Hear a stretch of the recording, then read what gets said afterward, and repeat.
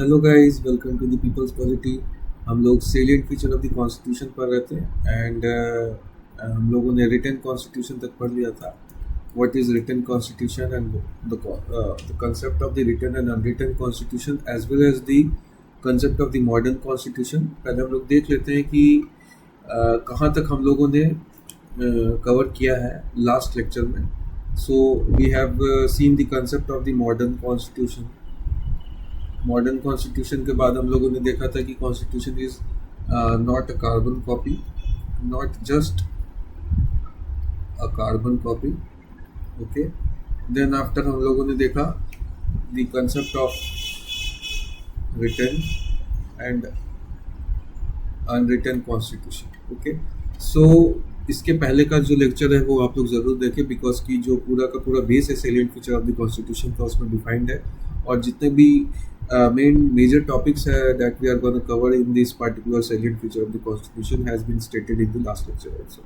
Okay, so we will move forward from where we have left the this topic, that is the written constitution. Written constitution तो हम लोगों ने cover कर लिया था. What is the written and unwritten constitution and how India is having the written constitution and what are the limitations and what is the nature of the written constitution. Written constitution किस nature of state को जो है वो establish करता है, and written constitution अपने आप में काफ़ी अदर चीज़ों को प्रोजेक्ट करता है। सो सेलिएंट फीचर्स का एक इम्पॉर्टेंट एस्पेक्ट ये भी है कि क्योंकि अगर आपको याद रखना होगा just for the sake of understanding, so मे भी हो सकता है कि डिफरेंटली अगर आप डिफरेंट टॉपिक बना के पढ़े तो आप उसको भूल जाए, बट आपको ऐसे समझना है कि every feature is connected with each other. So how written constitution itself give rise to the multiple of the other salient feature of the constitution, ये हम लोग आगे देखेंगे. How written feature of the constitution itself defines that constitution is rigid constitution, that we are going to cover next. And then how we'll see that the constitution forms a limited government. So limited constitution limited government को form करता है. Now limited sovereignty जो है वो हम लोगों ने पहले lectures में देखा है कि how it forms a government of limited sovereignty. Now the nature and aspect of sovereignty with respect to the ultimate sovereignty which lies with the people, but sovereign as in the government which is formed by the people is sovereign under the context of the constitution itself. Okay, so that is how we have completed till now. So rigid constitution second आता है. So why written constitution give rise to the rigid constitution? So whether our constitution first question comes कि whether our constitution is rigid or whether it is flexible. So सबसे पहले क्या है कि अगर हम ये कहते हैं कि हमारा कॉन्स्टिट्यूशन रिटन है, तो रिटन कॉन्स्टिट्यूशन कहने का मतलब है कि कॉन्स्टिट्यूशन का 4 वॉल्स जो है वो क्रिएट कर दिया जा चुका है.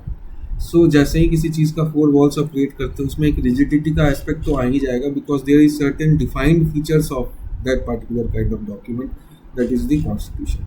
सो डिफाइंड फीचर है, एंड नेक्स्ट इसको सप्लीमेंट करते हैं क्या, because this is not a simple document, this is the ultimate law, the supreme law.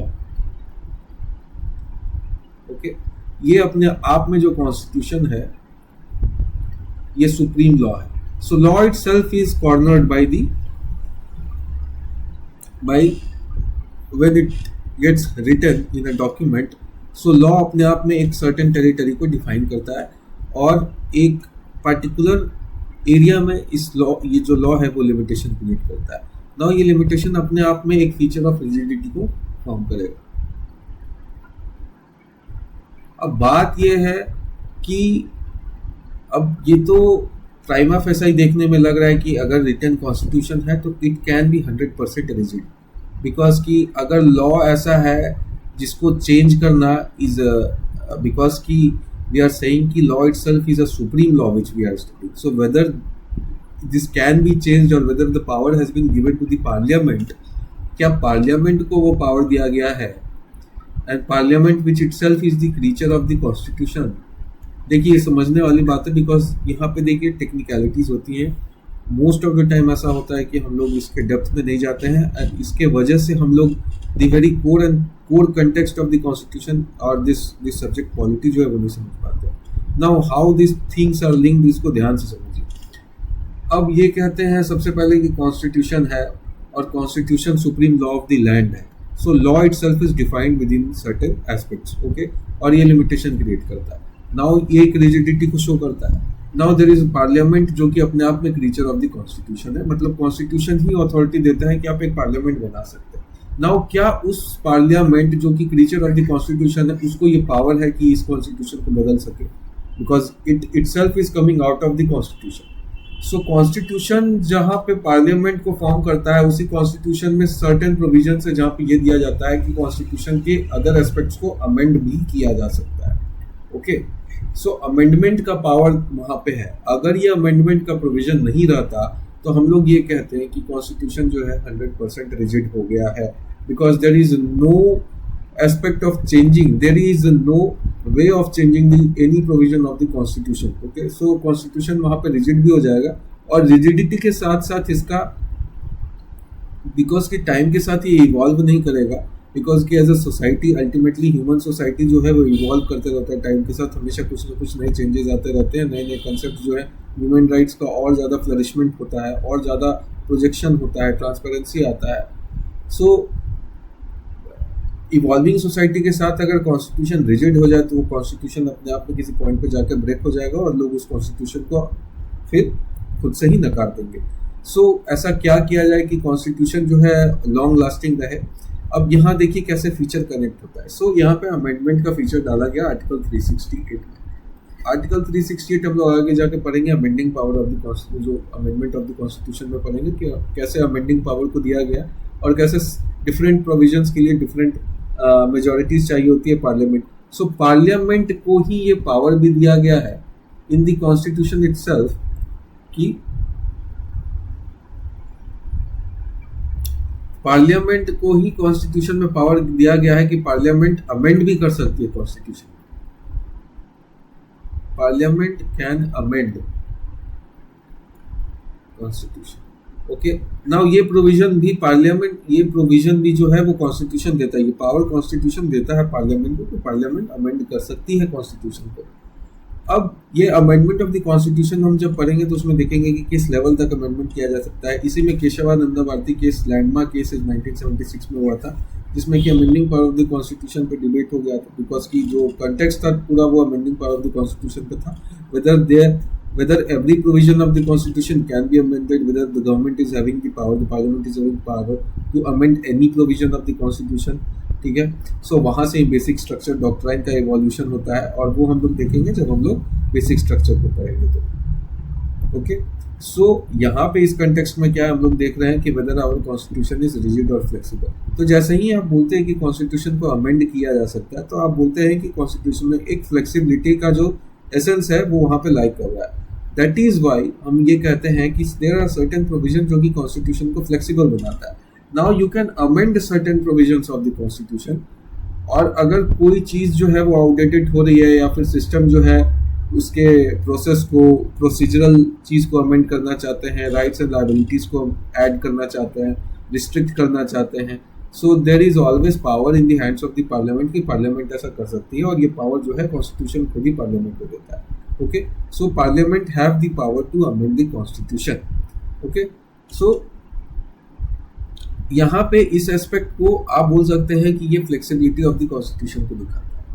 So constitution जो है वो फ्लेक्सिबल भी है, और फ्लेक्सिबिलिटी जब हम अमेंडमेंट पढ़ेंगे तो उसमें देखेंगे कि there are different levels of amendments, different provisions है जिसमें कि डिफरेंट टाइप्स ऑफ मेजॉरिटी चाहिए होता है डिफरेंट प्रोविजंस को अमेंड करने के लिए। किसी में 2/3 मेजॉरिटी चाहिए होता है, किसी में सिंपल मेजॉरिटी चाहिए होता है, किसी में 2/3 majority with consent of the state चाहिए होता है, जहाँ पर सेंट्रल स्टेट जो स्टेट जो है वो अफेक्टेड होता है। कोई federal nature of the constitution को अगर आप अमेंड करें जो कि रिलेशनशिप को कहीं ना कहीं से अफेक्ट करता है, सो देयर जो है वो डिफरेंट टाइप ऑफ मेजॉरिटी चाहिए होता है। सो डिफरेंट प्रोविजंस के लिए डिफरेंट मेजॉरिटी चाहिए होता है, तो कॉन्स्टिट्यूशन डिफरेंट केसेस में डिफरेंट काइंड ऑफ फ्लेक्सिबिलिटी को दिखाता है। सर्टेन चीज जो है वो रिजिड है। नाउ फ्लेक्सिबिलिटी तो हम लोगों ने देख लिया, now where comes the rigidity of the constitution. So constitution का रिजिडिटी इस बात से पता चलता है कि constitution ultimately is the supreme law of the land, और लॉ जो है वो कॉन्स्टिट्यूशन डिफाइन करता है, and that gives rigidity to the constitution.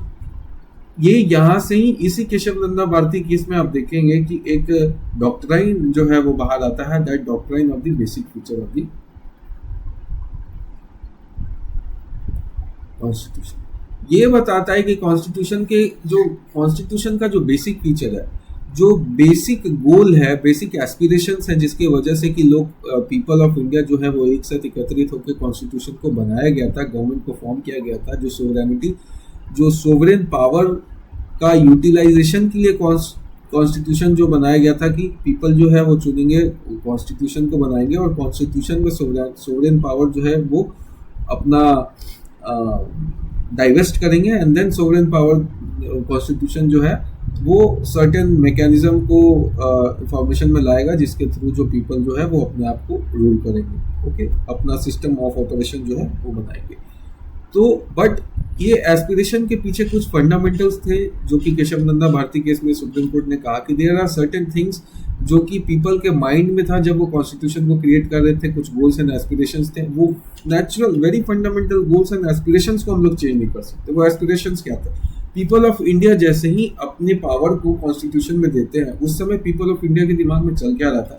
Because everybody was having the right at the time when they were giving their right to the constitution, everybody was having the right, हर लोगों के पास में right था and we the people of India बोलते, we the people of India बोलते, इसका मतलब हर एक लोग का कंसेंट था कॉन्स्टिट्यूशन में। अब लोग के पास कंसेंट कब आता है? जब लोग के पास पावर होता है, when you are having the power to use something, when you are having the power over something, then only you can give the power or transfer the power to somebody else, okay? So the very basic fundamental behind this ki ultimately in the very fundamental of the things, everybody was having the power. So यहाँ पे ये चीज दर्शाता है कि rights जो ये जो कंट्री जिस तरीके का गवर्नमेंट बनाना चाह रही थी वो डेमोक्रेटिक नेचर का गवर्नमेंट को फॉर्म करना चाह रही थी, डेमोक्रेटिक नेचर ऑफ पॉलिटी को फॉर्म करना चाह रही थी।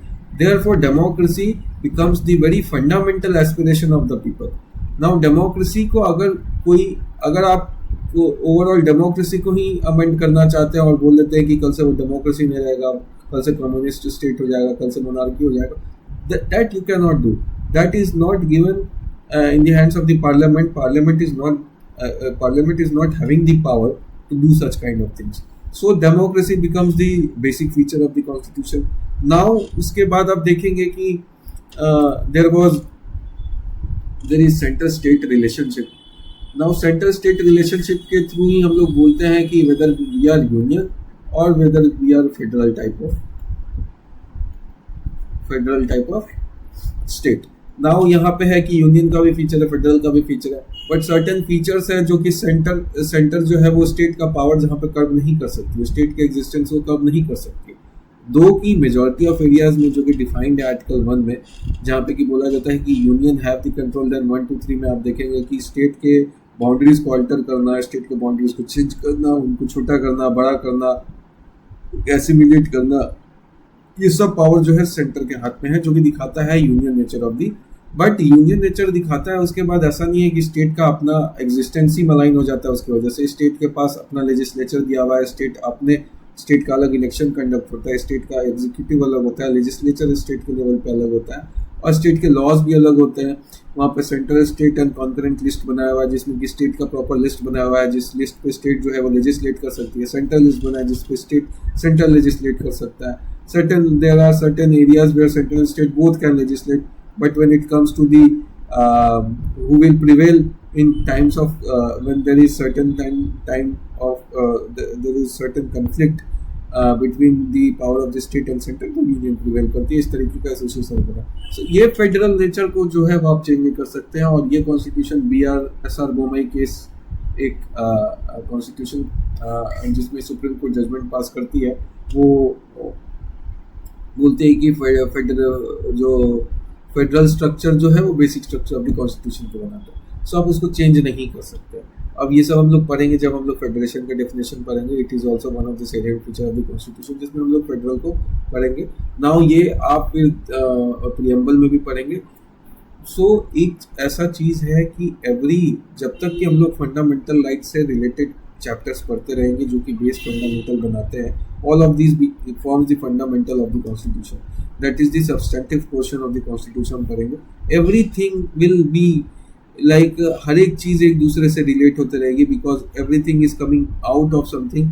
और एक जो पूरा का पूरा जो अम्ब्रेला फॉर्म होता है उसमें जो रूट्स हैं वो कहीं ना कहीं किसी एक ही सीट से जो है ओरिजिनेट हुए हुए हैं, and that is the constitution. And constitution ultimately having the power of the authority sovereignty, जो कि कॉन्स्टिट्यूशन एक्सरसाइज कर रहा वो पीपल से ओरिजिनेट होता है। ओके, सो आप हमेशा एक रिलेशन जो है वो फील करते रहेंगे जब आप डिफरेंट चैप्टर्स को पढ़ेंगे, खासकर ये जो हम लोग पोर्शन पढ़ रहे हैं, that is the features of the constitution and preamble and basic structure of the constitution, then fundamental rights, directive principle of the state policy and other substantive portion of the constitution. So that is what the rigidity and flexibility of the constitution, like democracy हम लोगों ने देखा, federal structure देखा, natural rights देखा जो कि fundamental rights है। Fundamental rights में देखेंगे कि सर्टेन फंडामेंटल राइट्स है जिसको आप इरेज नहीं कर सकते। अब होता है ऐसा है कि आर्टिकल 21 को लेके सुप्रीम कोर्ट पहले किसी केस में कहते हैं कि आर्टिकल 21 को भी इमरजेंसी के समय में हटाया जा सकता है, देन आफ्टर ये कहा जाता है कि आर्टिकल 21 को आप नहीं हटा सकते चाहे किसी भी तरीके का सिचुएशन ओरिजिनेट हो जाए। अगर आर्टिकल 21 पार्टिकुलरली किसी केसेस में ही वहाँ उस जो रीजनेबल एरियाज बनाए हुए हैं, जो एक्सेप्शंस बनाए हुए हैं जिसमें कि आर्टिकल 21 को छीना जा सकता है, उसके अलावा आप किसी रीजन में खुद से आर्बिट्ररीली और अनरीजनेबल तरीके से आर्टिकल 21 को वायलेट नहीं कर सकते। सो all of this becomes the fundamental right.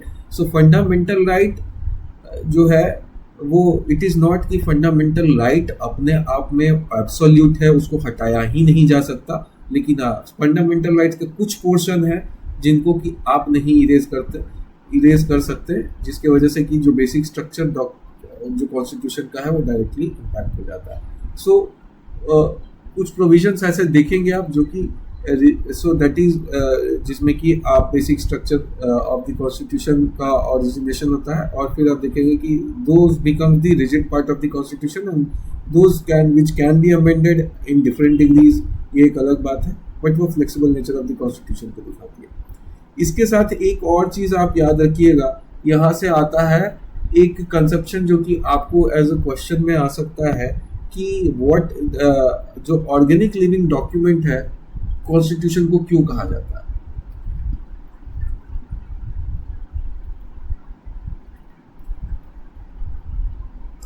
वो इसीलिए कहा जाता है because the flexibility part of the constitution जो है वो इसको इवॉल्व करने में हेल्प करती है। सोसाइटी जैसे जैसे चेंज करता है, supreme law of the land अपने आप को उस तरीके से चेंज करने के लिए बनाया गया है। पीपल ऑफ इंडिया इस तरीके से पावर ऑथराइज करती है कॉन्स्टिट्यूशन को कि पार्लियामेंट जो है धीरे धीरे with assistance of the supreme court also loss को जो है सोसाइटी के इवोल्यूशन के साथ साथ इवॉल्व होने का मौका देती है, उसको कॉन्स्ट्रिक्ट नहीं करती हैं, उसको रिजिड 100% नहीं बनाती हैं। So there is a very fair balance between the rigidity of the constitution and flexibility of the constitution. So यहाँ पे देखेंगे constitution of India being a written constitution, this has several significant implications. It is under the fundamental law, all are made, all government authorities act and validity. So no act, executive, legislative, judicial or quasi-judicial and administrative, can stand if contrary to the constitution. Supreme law of the land का concept है, judiciary is obligated to see कि provision of the constitution नहीं हो रहा है। The function of judicial entities are called guardian of. So all of these जो है, since Britain has no written constitution, courts they interpret the law but not the constitution. The Indian courts on the other hand are also entrusted with the task of rendering authoritative interpretation. Though rigid, Indian constitution contains within itself element of growth. अब देखते हैं कि दो की constitution का कुछ provision जो कि रिजिड है, और वो जो रिजिडिटी को जो के बावजूद भी इंडियन कॉन्स्टिट्यूशन में वो जो प्रोविजंस हैं जो कॉन्स्टिट्यूशन के growth, dynamism, expansion and flexibility को कवर करती है, and that is the organic structure of the constitution को दिखाता है। वो एनी पार्टिकुलर इकोनॉमिक फिलोसफी और सोशल वो इम्पोज नहीं करता है कि कंट्री किसी पार्टिकुलर इकोनॉमिक फिलोसफी चलेगी, पार्टिकुलर सोशल ऑर्डर में चलेगी। इवोल्यूशन ये चीज़ को कंसिडर करता है कि इकोनॉमिक इवोल्यूशन भी हो सकता है, सोशल इवोल्यूशन भी हो सकता है, एंड एक ब्रॉड एरिया क्रिएट करता है जिसमें कि कॉन्स्टिट्यूशन अपने आप को अच्छे से सोसाइटी के साथ पैरेलली चलने के लिए एक ग्राउंड बनता है। ओके, नाउ इसके बाद आ जाता है limited constitution. What is limited constitution? अब लिमिटेड कॉन्स्टिट्यूशन का कंसेप्ट आप देखिए कैसे, जब हम लोगों ने देखा रिटन, यहाँ पे आ जाते हैं, जब हम लोगों ने देखा रिटन कॉन्स्टिट्यूशन, वहाँ से आ गया concept of the rigidity and flexibility of the constitution. अब रिटन ही कॉन्स्टिट्यूशन के साथ एक और फीचर जो है वो रिटन कॉन्स्टिट्यूशन के साथ साथ प्रोपोगेट होता है, वो है लिमिटेड कॉन्स्टिट्यूशन। लिमिटेड कॉन्स्टिट्यूशन दिखाता है कि जो गवर्नमेंट बनता है वो लिमिटेड फॉर्म ऑफ गवर्नमेंट बनता है। अब लिमिटेड फॉर्म ऑफ गवर्नमेंट को हमने पहले भी डिफाइन किया है, पहले भी इस कंसेप्ट को मैंने एक्सप्लेन किया है कि ये लिमिटेड कॉन्स्टिट्यूशन बोलने का क्या मतलब है, लिमिटेड फॉर्म ऑफ गवर्नमेंट बोलने का क्या मतलब है, लिमिटेड सोवरेनिटी अगर हम बोलते हैं कि गवर्नमेंट एक्सरसाइज करती है तो वो बोलने का क्या मतलब है। सो ये इस चीज़ को बताता है कि क्योंकि गवर्नमेंट जो कॉन्स्टिट्यूशन है वो supreme law of the land है और वो एक डेफिनेट लॉ को इस्टेब्लिश करती है, जो वो एक डेफिनेट एरिया को भी इस्टेब्लिश करती है। सो जो कॉन्स्टिट्यूशन से क्रिएटेड जो क्रीचर है दैट इज द पार्लियामेंट, वो कॉन्स्टिट्यूशन के लॉ से बाइंडेड होता है, क्योंकि ये अपने आप को बाउंड कर दिया है कॉन्स्टिट्यूशन के लॉ से, because it is coming out of the constitution itself. So उस लॉ से ही गवर्न हो सकता, उस लॉ को ब्रीच नहीं कर सकता, उस लॉ को वायोलेट नहीं कर सकता। इन केस अगर पार्लियामेंट कोई भी ऐसा लॉ पास करता है जो वायोलेट करता है कॉन्स्टिट्यूशन को, तो वो अनकॉन्स्टिट्यूशनल होगा and courts are sitting there. Who will declare it unconstitutional? Parliament तो पास कर रही है लॉ को, पार्लियामेंट अपना पावर एक्सरसाइज कर रही है, हो सकता है over reach of the power हो जाए, हो सकता है कि रॉन्ग एक्सरसाइज ऑफ पावर हो जाए, बैड इंटेंट से पार्लियामेंट ने लॉ पास किया हो, कॉन्स्टिट्यूशन को मोल्ड करने के लिए, ब्रेक करने के लिए, कुछ भी हो सकता है। पावर का नेचर ऐसा होता है कि पावर करप्ट करता है, किसी भी ऑर्गेनाइजेशन को करप्ट करेगा, किसी भी पर्सन को करप्ट करेगा। So that is checks and balances जो है कॉन्स्टिट्यूशन ने बनाया। अब कॉन्स्टिट्यूशन में अगर लोग पार्लियामेंट ओवर रीच कर रही है तो courts are there to declare any law which has been passed by the parliament on constitution. Okay, so आप देखिए कि पार्लियामेंट कैसे लॉ के थ्रू जो है वो बाइंड बना हुआ है, उसके बाहर नहीं जा सकता है। Supreme law of the land से बाहर अपना कोई भी लॉ नहीं बना सकता। सुप्रीम लॉ ऑफ लैंड के अंदर ही पार्लियामेंट कोई स्टैट्यूट पास कर सकता है। अब जितने भी स्टैट्यूटरी लॉज जो कि पास किए जाएंगे पार्लियामेंट के द्वारा, जो लॉज जो है वो स्टैट्यूटरी लॉज भी supreme law of the land से बाउंड होंगे। जैसे कि आप अगर आईपीसी पास करते हैं, सीआरपीसी पास करते हैं, सीपीसी है, ऑल ऑफ दीज और lot many of the statutes जो है स्टैट्यूटरी लॉज जो है वो पास किए जाते हैं जिसके थ्रू स्टैट्यूट बनाया जा रहा है। Okay, so all of these are in compliance with the constitutional law of the land, that is the supreme law of the land. Okay, you can not go outside. और यही define करता है कि limited form of government. अब limited form of government का जो सबसे beneficial चीज़ क्या है वो हम लोगों को देखना है कि अगर लिमिटेड फॉर्म ऑफ गवर्नमेंट है तो ये किस तरीके से बेनिफिशियल है। बिकॉज कि अगर पावर एब्सोल्यूट नहीं है, एब्सोल्यूट पावर का मतलब है कि अल्टीमेट सुपरमेसी है, that is what parliamentary supremacy is. Okay, actual parliamentary supremacy है बहुत खतरनाक चीज, बट यूके में एक्सरसाइज किया जा रहा है।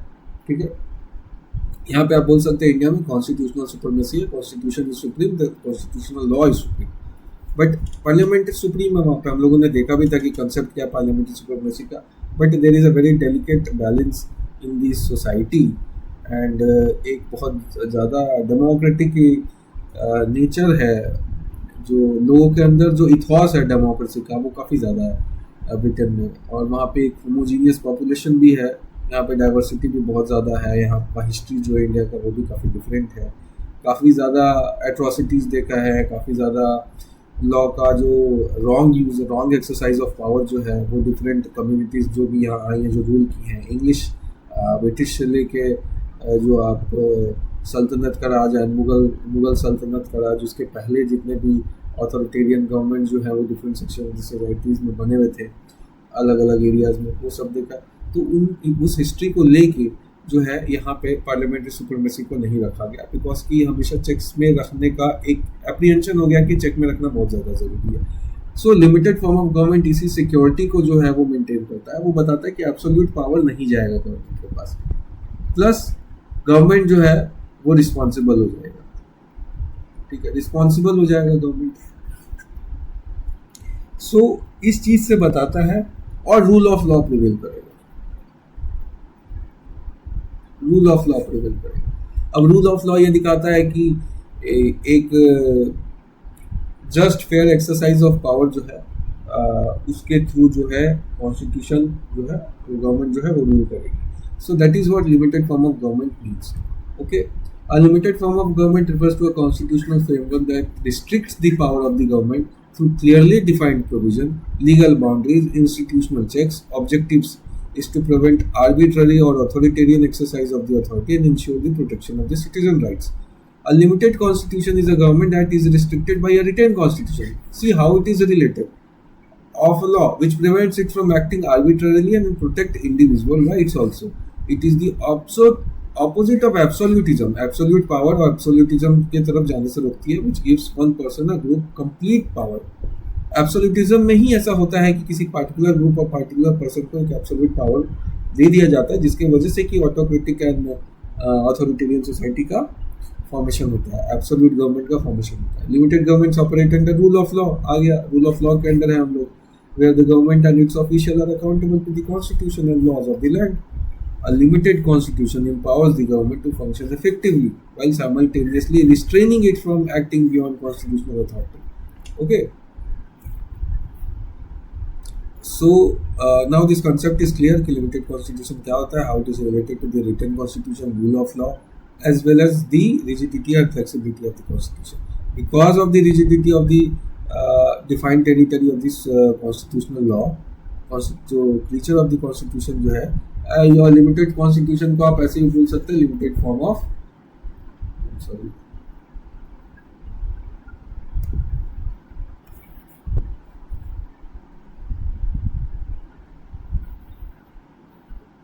लिमिटेड फॉर्म ऑफ गवर्नमेंट भी बोल सकते हैं।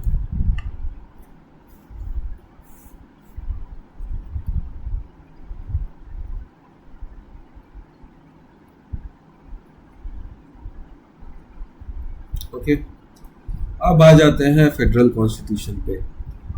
नाउ फेडरल कॉन्स्टिट्यूशन क्या है? तो कुछ दो एस्पेक्ट्स जो है वो हम लोगों ने पहले देखा है। पहला ये कि India is a union of states. हम लोग कहते हैं कॉन्स्टिट्यूशन में कि we are a union. Okay, अब यूनियन कहने का क्या मतलब होता है? अगर यूनियन कहते हैं तो federal type of the constitution बोलने का क्या मतलब होता है? यूनियन इसीलिए कहते हैं क्योंकि आर्टिकल 1 डिफाइन करता है कि एक ही बाउंड्री है ओवरऑल, जिसको कि हम लोग इंडिया बोलते हैं, उसके अलावा कोई अदर बाउंड्री को कंसिडर नहीं किया जा सकता है। इसका मतलब है कि इंडिया का जो आउटर टेरिटोरियल एरिया है, जिसको कि हम लोग एज एन इंडिया बोलते हैं, India that is the union of states बोलते हैं, वो ही सिर्फ एक टेरिटरी है जिसको कि हम लोग डिफाइन करते हैं, जो कि सोवरेनिटी को एक्सरसाइज करता है। उसके अंदर स्टेट्स के जितने भी बाउंड्रीज हैं वो सब बाउंड्रीज परमानेंट नहीं है, टेम्पोररी बाउंड्री है, जिसको कि कॉन्स्टिट्यूशन इंपावर करता है पार्लियामेंट को कि पार्लियामेंट लॉ के डाइल्यूट कर सकता है, दो स्टेट को मिला के एक बड़ा स्टेट बना सकता है, एक स्टेट को बाउंड्रीज को डाइल्यूट करके दो स्टेट्स बना सकता है। Okay, all of this power has been given to the parliament. ये क्या दिखाता है कि स्टेट्स का टेरिटोरियल एरिया का कोई परमानेंट एग्जिस्टेंस नहीं है। अब इससे क्या एक चीज यहाँ पे आता है कि इंडिया जो है इन दिस रिस्पेक्ट को दी टेरिटोरियल एस्पेक्ट जो है वो आप बोल सकते हैं कि union of states. Okay, so ultimate sovereignty कहाँ लाई करता है? वो सोवरेन पावर जो है वो एज एन टेरिटरी जो है इंडियन टेरिटरी है, वो एक्सरसाइज करता है, and that is why we call it as a union. So ये तो एक एस्पेक्ट हो गया। दूसरा एस्पेक्ट हो गया कि अगर ऐसा है तो क्या स्टेट्स का कोई अपना स्पेसिफिक आइडेंटिटी है ही नहीं, क्या स्टेट्स जो है वो किसी तरीके के इंडिपेंडेंस में नहीं है, या फिर सेंटर स्टेट के रिलेशन में सेंटर जो है एब्सोल्यूट पावर कंट्रोल करता है, एब्सोल्यूट इन सेंस की टोटल पावर जो है सेंटर के पास है, स्टेट के पास कोई भी ऐसा पावर जो ग्रांट नहीं किया गया। ये इंडिया के केस में सही नहीं है। इंडिया अब यहाँ से कंसेप्ट आता है कि अगर हम लोग फेडरल बोलते हैं तो फेडरेशन का कंसेप्ट हम लोगों ने सबसे पहले लिया था। यूएसए को बोलता है कि यूनाइटेड स्टेट्स ऑफ अमेरिका जो है वो एक फेडरेशन है। फेडरेशन बोलने का ये मतलब होता है कि डिफरेंट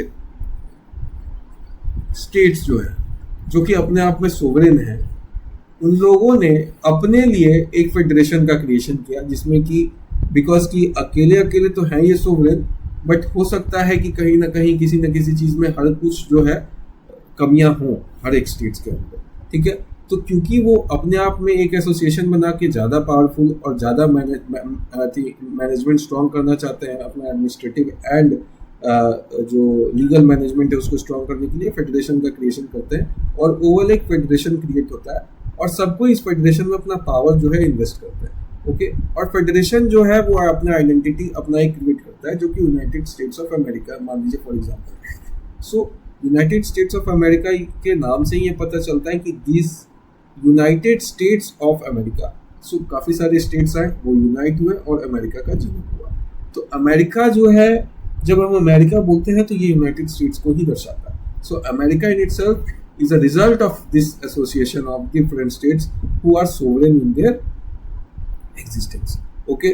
अब क्या है यहाँ पे डिफरेंस, ये जो टेरिटरी है स्टेट्स का, इसको ये जो नया फेडरेशन बना है जो कि अमेरिका है वो चेंज नहीं कर सकता, because this territories are defined territories, because they are having their sovereignty in themselves. So इसको आप डिस्ट्रक्ट नहीं कर सकते, इस टेरिटरीज को, टेरिटोरियल एरिया को डिस्ट्रक्ट नहीं कर सकते, इनके सोवरेनिटी को हिट नहीं कर सकते, ये अपने मर्जी से, क्योंकि हर एक लोग सोवरेन थे और ये लोग अपने आप में एक एसोसिएशन बनाते हैं और फेडरेशन का जन्म होता है।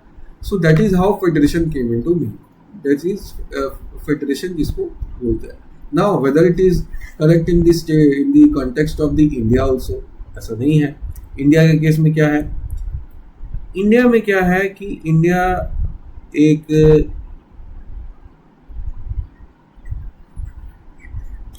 इंडिया का एक बाउंड्री है, ठीक है। अब स्टेट्स जो है, इंडियन यूनियन का फॉर्मेशन हुआ और इंडियन यूनियन का फॉर्मेशन होने के बाद जो स्टेट्स है वो एग्जिस्टेंस में आते हैं, ओके।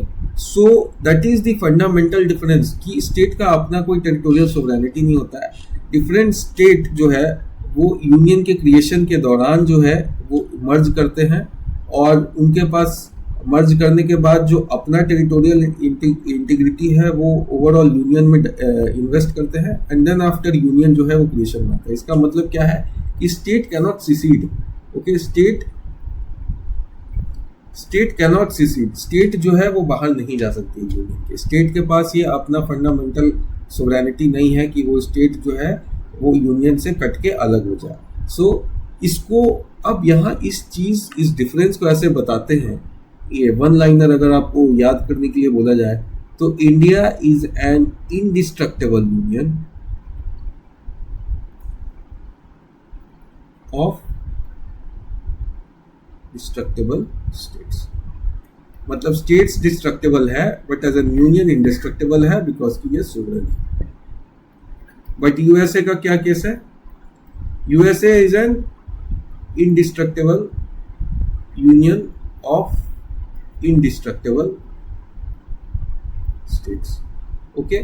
सो ये तो सोवरेनिटी है ही, ये सोवरेनिटी एक्सरसाइज करता ही है, बट स्टेट्स अपने आप में भी इंडिस्ट्रक्टेबल है, बिकॉज दैट इज वाई वहाँ पे हर एक स्टेट्स का अपना एक कॉन्स्टिट्यूशन है जिसके थ्रू अपने आप को ऑपरेट करते हैं, okay. So that is how the difference between the centre and union. अब बात आता है, सेकेंड चीज ये आता है कि why then India is called a federation. Why India is called to have a federal type of structure? वो इसीलिए है बिकॉज कि सेंटर और स्टेट का जो अदर रिलेशंस है वहां पे आप देखिएगा क्या कि सेंटर के पास लेजिस्लेचर है अपना, ठीक है, स्टेट के पास भी लेजिस्लेचर है। स्टेट के पास अपना एग्जीक्यूटिव है, सेंटर के पास अपना एग्जीक्यूटिव है, ठीक है। क्या ये लेजिस्लेचर यहाँ एंटर कर सकता है? नहीं। क्या ये एग्जीक्यूटिव यहाँ एंटर कर सकता है? नहीं, ठीक है। और जो ये चीज सेंट्रल लिस्ट दिखाता है और ये इसके लिए अलग से स्टेट लिस्ट होता है। नाउ थिंग इज कि सेंटर स्टेट के एरिया में एंटर करके लेजिस्लेट नहीं कर सकती है, लॉज नहीं बना सकती है। इनके लिए इनका अपना एग्जीक्यूटिव है जो लॉ इंप्लीमेंट करता है, लेजिस्लेचर है जो लॉ पास करता है, सेंटर के पास अपना ऑपरेशन है। नाउ एक कॉन्करेंट लिस्ट बनाया गया है जिसमें कि बोला गया कि दोनों को पावर दे दिया जाएगा कि दोनों इस मुद्दे पे अपना अपना जो लॉ बनाएंगे, बट अगर in case there is certain inconsistency तो सेंट्रल लॉ जो है वो प्रिवेल कर जाएगा। सो इस चीज को क्या है, ये जो सेंट्रल स्टेट का रिलेशन है, ओके, डायनेमिक्स है, जो फाइनेंशियल इंडिपेंडेंस है, जो फिजिकल इंडिपेंडेंस है, बिकॉज कि सेंटर अपना टैक्स करती है, स्टेट अपना टैक्स करती है काफी जगह एरिया, काफी एरियाज में जो कि डिफाइंड एरियाज है जहाँ पे कि स्टेट जो है टैक्स कर सकती है एज पर द कॉन्स्टिट्यूशन में ये चीज डिफाइंड है कि कहाँ सेंटर टैक्स करेगी, कहाँ स्टेट टैक्स करेगी, कैसे सेंट्रल स्टेट टैक्स जो है वो डिवाइडेड रहेगा। अब ये जो चीज है इस पे किसी भी तरीके का जो सेंटर है वो अपना अथॉरिटी नहीं कर सकते, बिकॉज कॉन्स्टिट्यूशनली इस चीज को ऑपरेट किया जाता है और जब तक कॉन्स्टिट्यूशन में अमेंडमेंट नहीं होगा। और क्यों ऐसा है कि इस चीज को कैसे प्रोटेक्ट किया गया कॉन्स्टिट्यूशन के थ्रू, कि अगर मान लीजिए कि सेंटर चाह रही है कि स्टेट के एरियाज में हम लेजिस्लेट कर दे, स्टेट का टैक्स जो है वो कट कर दे, तो आपको क्या करना होगा, आपको कॉन्स्टिट्यूशन तो डिफाइन करता है इस चीज को, ओके, कॉन्स्टिट्यूशन में तो ये डिफाइंड है। अब क्या है कि आपको कॉन्स्टिट्यूशन को अमेंड करना पड़ेगा अगर आप कुछ ऐसा करना चाहें। तो अब अमेंडमेंट कैसे किया जा सकता है सेंटर स्टेट रिलेशन के समय में, कि आपको 2/3 मेजॉरिटी तो चाहिए ही होगा, आपको majority of the simple majority of half of the states भी चाहिए होगा, ठीक है, more than half of the states भी चाहिए होगा, और तब जाके आप उसको चेंज कर पाएंगे। तो स्टेट का अगर इंटरेस्ट टेम्पर होगा तो स्टेट क्यों वहां पर मेजॉरिटी अपना प्रोवाइड करेगी, तो यहाँ पे क्या होगा, आप लिमिट हो जाएंगे। That is how the limited government is created, that is how the government is kept in check, okay, so centre state relation को अब यही एसआर बोमई में बोला गया कि सेंटर स्टेट रिलेशन जो है, जो फेडरल नेचर जो है, वो फेडरल नेचर जो ऑफ द पॉलिटी जो है वो basic structure of the constitution है और इसको आप नहीं कर सकते। अब इसका कुछ फ्यू एक्सेप्शंस भी है, जैसे कि इमरजेंसी प्रोविजन है, इमरजेंसी प्रोविजन में जो है वो डाइल्यूट हो जाता है, जो अगर स्टेट इमरजेंसीज लगा हुआ है तो मोस्टली जो स्टेट का जो पावर है वो एक तरीके से यूनियन में कन्वर्ट हो जाता है और काफ़ी ज़्यादा पावर कर्व हो जाता है, और अचानक से जो unitary structure of the 100% unitary structure of the constitution जो है वो क्रिएट हो जाता है। वो हम लोग इमरजेंसी प्रोविजन में पढ़ेंगे, वो अपने आप में काफ़ी अच्छा और काफ़ी कॉन्सेप्चुअल चैप्टर है, और it is a very controversial section also. As पर B.R. अम्बेडकर ऑल्सो वो कहते थे कि गॉड अगर इस चीज़ को यूज़ किया गया इस प्रोविजन को तो it will be in the dark days of India, okay, it will be the start of the dark days of India. और कई ऐसे कॉन्स्टिट्यूशनल फादर्स थे इंक्लूडिंग B.R. अम्बेडकर ऑल्सो जो कहते थे कि it will never be used, but कुछ सालों बाद ही, कुछ डिकेड्स बाद ही इमरजेंसी प्रोविजन का यूज होता है और बहुत गंदे तरीके से होता है, और हम लोग कवर करेंगे उसको। That is the federal structure of the constitution. अब ये Indian constitution is of federal type, it establishes a dual polity, a 2-tier government system, central government one level पे, स्टेट गवर्नमेंट वन लेवल पे, okay, and elaborate distribution of legislative, administrative, financial powers भी है। Instead of word federation, union क्यों use किया गया था drafting committee के द्वारा, इसके पीछे रीजन था because India union of state है, it is not an result of the agreement of the state, जैसे कि यूएसए है। यूएसए तो एग्रीमेंट से आया था, इंडिया में कुछ ऐसा एग्रीमेंट नहीं हुआ था। इंडिया में तो there was not even any option given to the states to join, they have to join, okay. India as a union ही क्रिएट किया गया था। सो आप देखेंगे हैदराबाद और कश्मीर का इशू था, हैदराबाद का इशू था, ऑल ऑफ दी स्टेट्स जो है वो पुलिस एक्शन से लिया गया था। कश्मीर में भी हम लोगों को बाद में धीरे से सीडी हो गया, So the people may be divided into different states for convenience of administration. The country is one integral whole. The people are single people living. ठीक है, single source of the constitution. ना SR बुमाई case जो कि मैंने थोड़ी देर पहले बताया था, ये लैंडमार्क सुप्रीम कोर्ट केस है जिसको कि हम जो you can use it whenever you are using the when you are writing questions and answer regarding the federalism, or you can use it in the essay also. It is not like you are using any kind of very legal lingua, बल्कि ये सब चीज़ by fundamental core of the constitution बनाती है, तो you can use it whenever you want. हाँ, आप ये पूरा का पूरा ये नहीं यूज़ कर सकते हैं. अगर आप मान लीजिए कि डिफाइन करना चाहते हैं तो इसके एसेंस को आप लिख सकते हैं कि एसआर बुमाई केस में ऐसा फेडरेशन को लेके, फेडरलिज्म को लेके बोला गया. नाउ देखिए क्या बोला जाता है. बट ये पैराज जो है वो कहीं कहीं अगर मैंने डाला है तो इसलिए नहीं कि इसको हैवी बना देना है, इसको काफ़ी ज़्यादा ऐसा दिखा देना है कि बहुत लीगल कंसेप्ट जो है वो चल रहा है पूरा का पूरा लीगल एरियाज में. ये सब चीज़ खासकर अगर आप फंडामेंटल राइट्स पर substantive portion of the constitution कर रहे हैं और अगर आप इग्नोर कर रहे हैं इन चीज़ों को, तो आप कभी भी कंसेप्ट नहीं समझ पाएगा. बिकॉज अल्टीमेटली सुप्रीम कोर्ट जो ही है वो इंटरप्रिटेशन ऑफ द कॉन्स्टिट्यूशन देती है. सुप्रीम कोर्ट का every word is like a Bible for anybody who is trying to understand the constitution. Okay, so अगर आपको लिटरली में प्रोविजन समझना है, लिटरली में फेडरलिज्म का कंसेप्ट या फिर कोई भी कंसेप्ट ऐसा कोर फंडामेंटल राइट्स का कंसेप्ट समझना है, आप जाके केशव नंदा का कुछ इंपॉर्टेंट पैराज देख लीजिएगा. You will get the level of clarity जो कि आपको बहुत सारे बुक्स में नहीं मिलेगा. So it is the best source to get the information. Do not go and indulge in reading on the 700 pages of the that may be my work also, because कि I am making the videos और हम लोगों को थोड़ा extensively पढ़ना होता है. It is not the curriculum of a student to go in those lengthy or judgments. So smart study करना बहुत ज़रूरी है और कहाँ किस चीज़ को यूज़ करना है वो भी बहुत ज़रूरी है. So federalism envisaged in the Constitution of India is a basic feature in which the Union of India is a permanent within the territorial limit in Article 1. Article 1 जो है वही डिफाइन करता है एक permanent territorial limit, ठीक है, and is indestructible. The state is a creature of the Constitution. जो states है वो Constitution का ही creature है, because Constitution ही जो है Article 2, 3, 4 जो है वो states को डिफाइन करती हैं और state का जो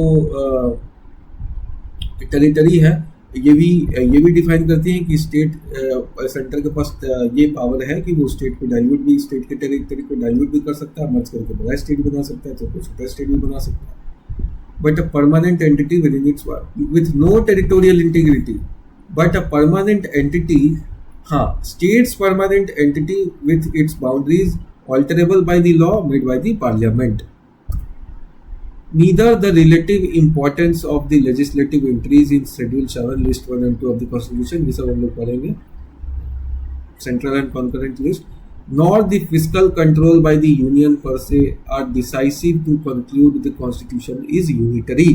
The respective legislative power are traceable to Article 244 and 554.